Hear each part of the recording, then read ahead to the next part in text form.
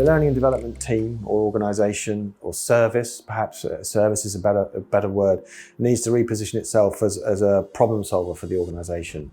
Less of a supplier of learning and training, more of a partner to various parts of the business that have problems to solve and help them figure out how best to solve those problems when they're related to kind of human performance and organisational performance. I think that's the most important change to make.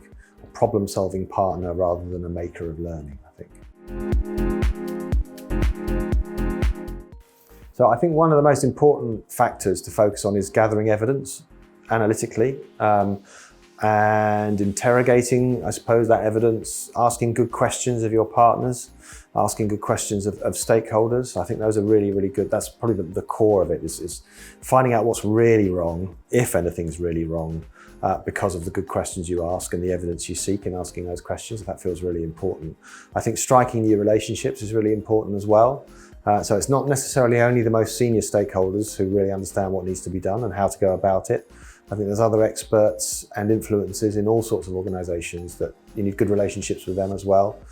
And you have to have good relationships with your users and learners as well. I think nothing will work if they're not so much satisfied, but they're not getting a good outcome, a valuable and useful outcome. So I think that those are some important changes that need to be made. I think some L&D organisations are equipped to do that, but I think probably it needs quite a change. And I think it needs a sense of, a different sense of partnership with the organisation. So I know that a lot is made of this notion of order taking, and I think moving away from that does feel like it's a sensible move.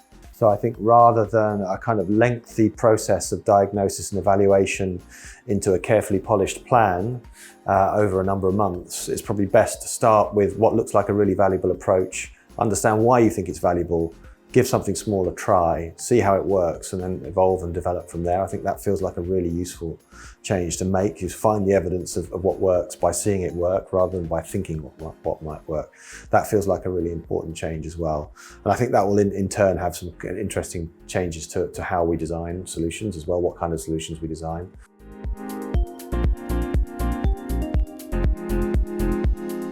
So I don't think it's worth doing much if you don't have a really good relationship with your learners, with your staff or your workforce, however you define workforce. Increasingly that needs to be defined flexibly. So I think that's where you have to focus first and foremost.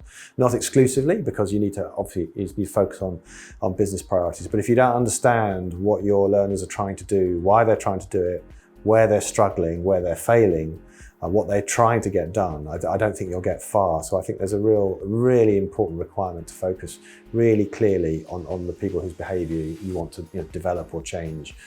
And I think having a kind of problem-solving mindset feels like the right way to go about that.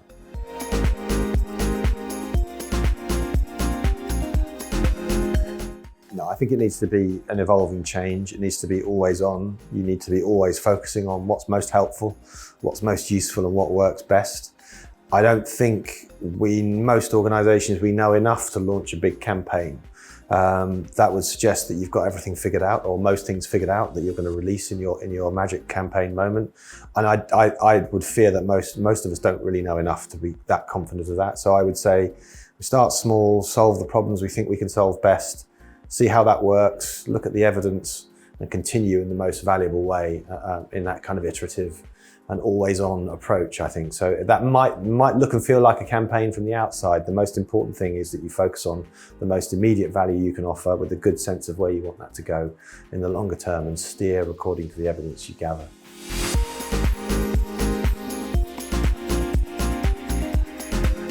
So I think there's something around that being an expert partner, and a genuine partner. So that can take time to ask challenging and difficult questions. I think that's a really important part of that partnership approach, a consulting partner that can offer good advice. And in a partnership approach, be there as well, rather than the singular moment. I think that's a really significant change, a really good source of evidence around what works and what doesn't work, how you can tell that story, how you can use that evidence to take decisions is probably the most important part of gathering that kind of information. I think those are really crucial.